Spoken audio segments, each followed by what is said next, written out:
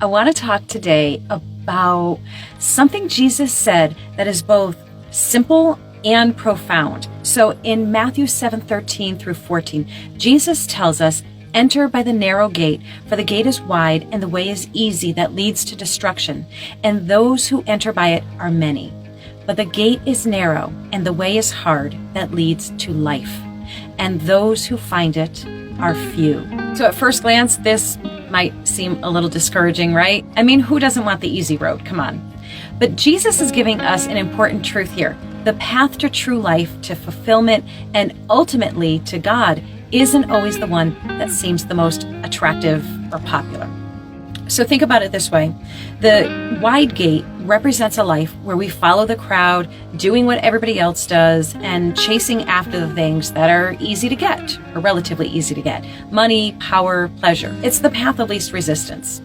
But Jesus warns us that this path, though it's easy and popular, leads to destruction.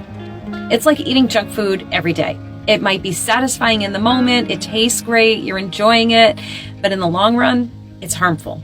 So now, on the other hand, the narrow gate is like a disciplined, healthy lifestyle.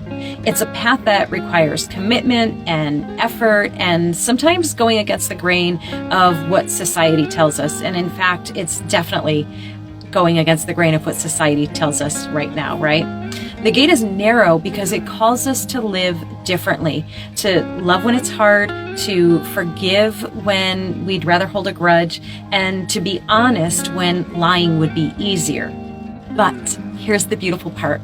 Jesus says that this narrow way leads to life. Not just life in heaven someday, but life right now, right here. Real, abundant, meaningful life. It's the life that comes from knowing we're living in harmony with God's will, and it's filled with peace, joy, and purpose, even when it's challenging. So when you're faced with really hard choices in life, remember this parable and ask yourself, which gate am I choosing? Am I just going with the flow, or am I willing to take the road less traveled and the one that leads to true life? Choosing the narrow gate may not always be easy, but it is always worth it. We don't walk this path alone.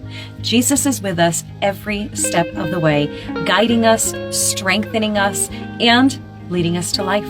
My prayer for you today is that you choose the narrow way. It's so worth it. It's not easy, but it's worth it. See you next time.